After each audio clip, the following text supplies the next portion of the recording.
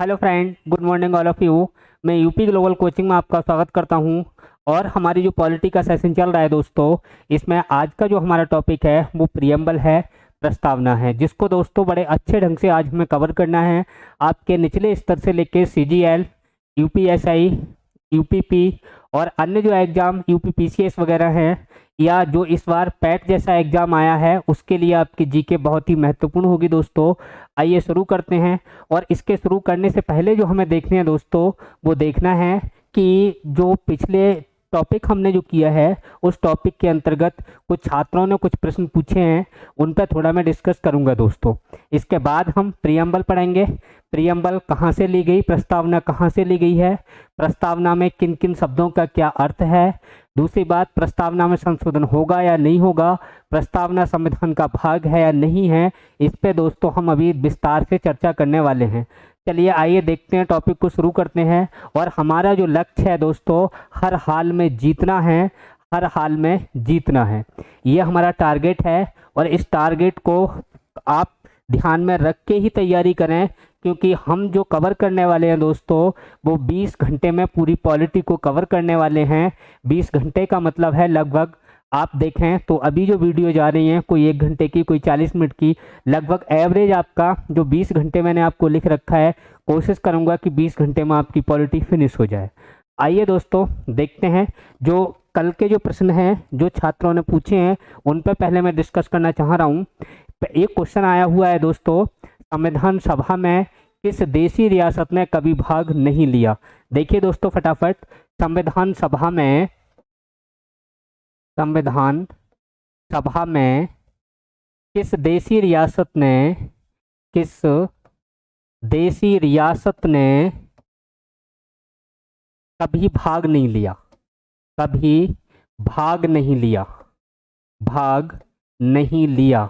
तो आंसर क्या होगा दोस्तों, आंसर आपको लिखना है हैदराबाद। क्या लिखना है दोस्तों, हैदराबाद। ये हैदराबाद एकमात्र ऐसी रियासत थी जिसने कभी भी संविधान सभा में दोस्तों भाग नहीं लिया था।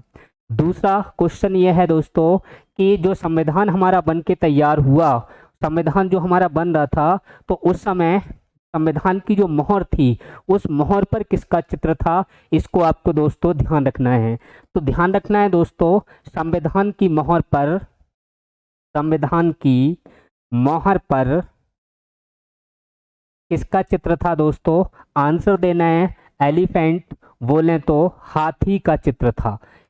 किसका चित्र था, हाथी का चित्र आपको दोस्तों बताना है। नेक्स्ट क्वेश्चन देखिए दोस्तों, अगला क्वेश्चन है कि दक्ष पायलट की संज्ञा अंबेडकर जी को किसने दी। तो थोड़ा अंबेडकर जी के बारे में हम बात कर लेते हैं। डॉक्टर भीमराव अंबेडकर। देखिए दोस्तों, डॉक्टर भीमराव अंबेडकर, आपको पता होगा कि प्रारूप समिति है, उसके ये अध्यक्ष थे। और इन्होंने जो संविधान निर्माण की दिशा में जो काम किया था, वो दोस्तों काम काबिले तारीफ था। इनके लिए दक्ष पायलट, स्किल्ड पायलट की जो संज्ञा जो दी है, वो किसने दी है, जो संविधान सभा के अध्यक्ष हुआ करते थे दोस्तों, कौन थे, डॉक्टर राजेंद्र प्रसाद।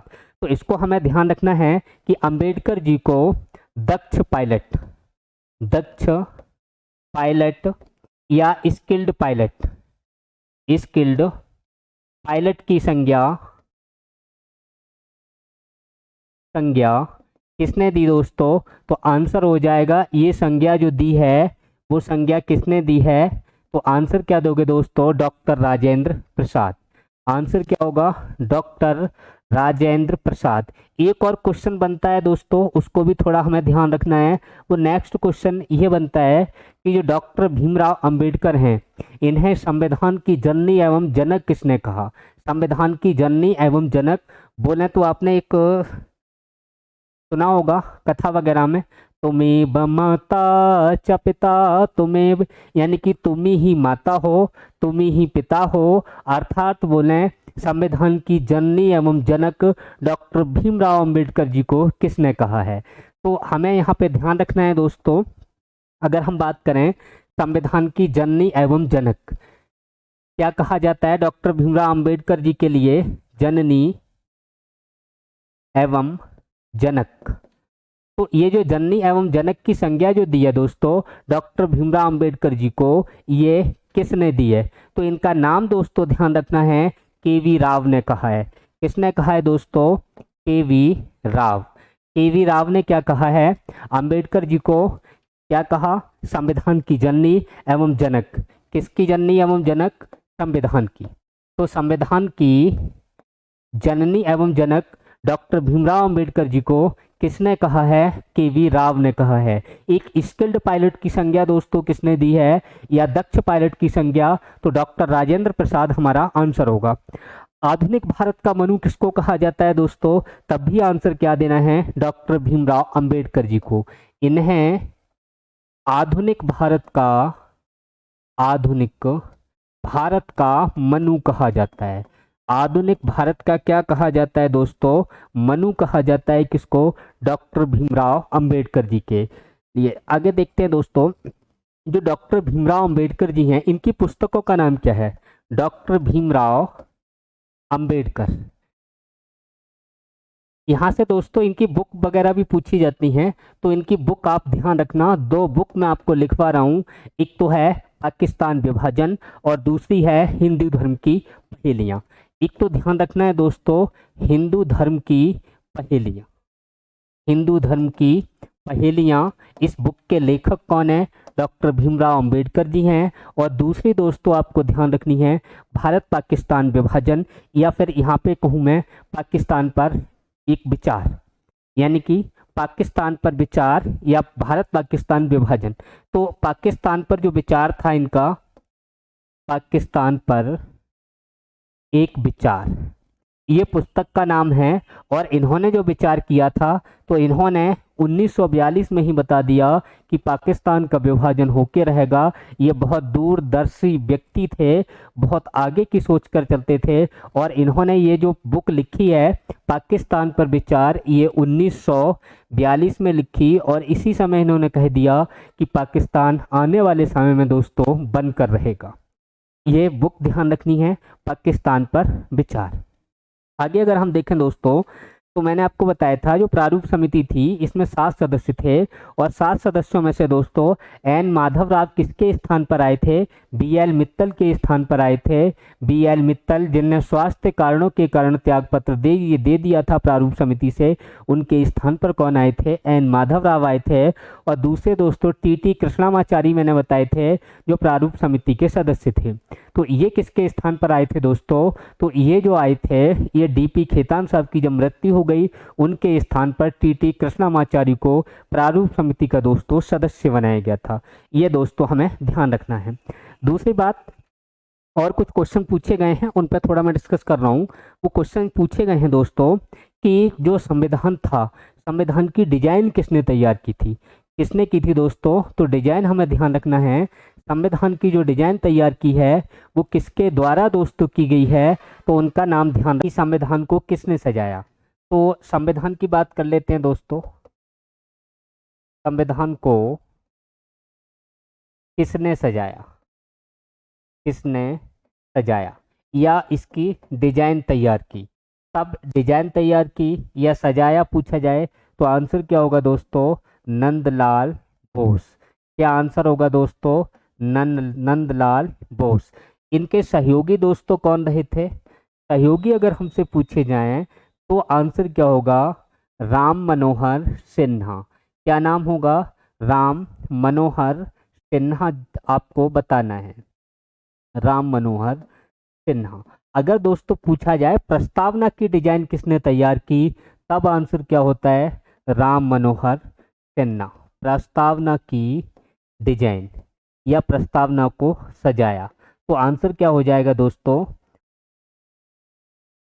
राम मनोहर सिन्हा आपको बताना है। नेक्स्ट देखिए दोस्तों, अगर क्वेश्चन हमसे पूछा जाए कि संविधान को हिंदी में किसने लिखा, अगला क्वेश्चन देखिए दोस्तों, संविधान को हिंदी में किसने लिखा? तो हिंदी में जो सुलेख किया है, हिंदी में जो लिखा है, बसंत कृष्ण वैद। क्या नाम है दोस्तों? बसंत कृष्ण वैद ने लिखा है। किसने लिखा है? बसंत कृष्ण वैद। अगर दोस्तों इनके सहयोगी पूछे जाएं तो इनके सहयोगी दोस्तों किसको बता दोगे? डॉक्टर रघुवीरा। कौन थे? डॉक्टर रघुवीरा। ये नाम दोस्तों आपको यहाँ पे ध्यान रखने हैं। ये अच्छा, दूसरी बात, संविधान को लिखा किसने? सीधा क्वेश्चन आ जाए तब आंसर क्या होता है? संविधान को संविधान को लिखा किसने? तब आंसर क्या दोगे दोस्तों? तब आंसर क्या होता है? संविधान को लिखने वाले। ये लिखने का मतलब यहाँ से सुलेख दोस्तों किसने किया? तो सुलेख जो किया है दोस्तों, इसका आंसर होता है प्रेम बिहारी रायजादा। क्या होता है दोस्तों? प्रेम बिहारी रायजादा। ये आपको बताना है। संविधान का सुलेख किसने किया है? संविधान को लिखा कितने हैं? प्रेम बिहारी रायजादा ने लिखा है। ये क्वेश्चन जो यूपीएसआई है उसमें पूछा जा चुका है कि संविधान को लिखने वाले जो प्रेम बिहारी रायजादा हैं, इनका संबंध दोस्तों कहाँ से है? तो मधुबनी, बिहार से है। किस कॉलेज से है? तो आपको बताना है कि जो आर्ट कॉलेज है, शांति निकेतन आर्ट कॉलेज, इस कॉलेज से इनका संबंध है दोस्तों। अब देखो, ये जो प्रेम बिहारी रायजादा हैं, तो इन्होंने क्या लिखा? संविधान को लिखा, लेकिन इन्होंने जो लिखा था, जो संविधान निर्माण हुआ था, उसको इन्होंने अंग्रेजी भाषा में लिखा था। किस भाषा में? अंग्रेजी। अंग्रेजी इटालियन में। किस में बताना है? अंग्रेजी इटालियन लैंग्वेज में इन्होंने लिखा था। इसको दोस्तों आपको ध्यान रखना है। और इनको लिखने में कितना टाइम लगा था? तो आंसर क्या होता है दोस्तों? 6 मंथ। कितने महीने में लिखा दोस्तों? 6 महीने में इन्होंने लिखा था। इस बात को आपको ध्यान रखना है। दूसरी बात, और जो महत्वपूर्ण हमारे क्वेश्चन हैं उनको थोड़ा हम देख लेते हैं दोस्तों। यहाँ पे देखिए कि अगर आपसे दोस्तों क्वेश्चन यहाँ पे पूछा जाए कि जो संविधान है ये कहाँ से प्रकाशित हुआ, तब आंसर क्या होगा? संविधान कहाँ से प्रकाशित हुआ? कहाँ से प्रकाशित हुआ? तो आंसर क्या देना है दोस्तों? देहरादून। कहाँ से हुआ है दोस्तों? देहरादून से इसको प्रकाशित किया गया था। कहाँ से पब्लिश इसको किया गया है? देहरादून से पब्लिश किया गया है। नेक्स्ट क्वेश्चन जो और इम्पोर्टेंट बनते हैं उसमें देख लो, एक डेट दोस्तों मैं आपको बता रहा हूँ, वेरी इंपॉर्टेंट है, 24 जनवरी 1950। इस दिन क्या क्या हुआ? तो 3 बातें आपको ध्यान रखनी है। जो प्रथम राष्ट्रपति थे, इनको निर्वाचित किया गया। प्रथम राष्ट्रपति कौन बने दोस्तों? तो आपको पता होगा प्रथम राष्ट्रपति कौन थे? डॉक्टर राजेंद्र प्रसाद। यानी कि डॉक्टर राजेंद्र प्रसाद प्रथम राष्ट्रपति जो थे, इनको ध्यान रखना है। ये कब बने? तो ध्यान रखना है ये जो बने हैं वो कब बने? 24 जनवरी 1950। दूसरी बात दोस्तों ध्यान रखनी है कि इसी दिन हमारा राष्ट्रगीत लागू हुआ है। राष्ट्रगीत को संविधान सभा ने अपनाया है। राष्ट्रगीत, जो राष्ट्रगीत कौन सा है दोस्तों? जन गण मन अधिनायक जय है। और दूसरा, सॉरी, यहाँ पे जो राष्ट्रगीत है वो राष्ट्रगीत है ये वंदे मातरम। राष्ट्रगीत कौन सा है दोस्तों? वंदे मातरम है। और राष्ट्रगान की बात की जाए, राष्ट्रगान, तो राष्ट्रगान दोस्तों कौन सा है? आपको जन गण मन अधिनायक जय है, ये आपको याद होगा दोस्तों। तो 24 जनवरी 1950 को राष्ट्रगान को अपनाया गया संविधान सभा द्वारा। 24 जनवरी 1950 को राष्ट्रगीत को अपनाया गया। सुजलाम सुफलाम मलय शीतलाम वंदे मातरम। अगर हम बात करें दोस्तों भारत के प्रथम राष्ट्रपति डॉक्टर राजेंद्र प्रसाद को कब निर्वाचित किया गया, तो आंसर क्या होगा? 24 जनवरी 1950। एक और क्वेश्चन दोस्तों आता है, उसको और देख लेते हैं। अगर हमसे पूछा जाए राष्ट्रध्वज को कब अपनाया गया, राष्ट्रध्वज को कब अपनाया गया, तो राष्ट्रध्वज को दोस्तों पूछे कब अपनाया गया, तो आंसर क्या देंगे दोस्तों? बताइए, राष्ट्रध्वज हमारा कब अपनाया गया है, तो आंसर क्या हो जाता है दोस्तों? बताइए।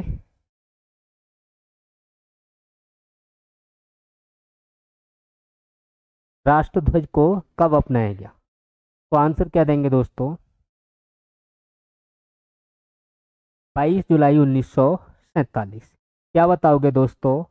22 जुलाई 1947। 1947 को। 22 जुलाई 1947 आपको ध्यान रखना है। इस दिन क्या किया गया दोस्तों, राष्ट्रध्वज को अपनाया गया था।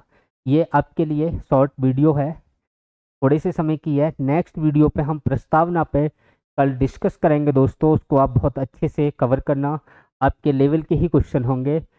थैंक यू, धन्यवाद।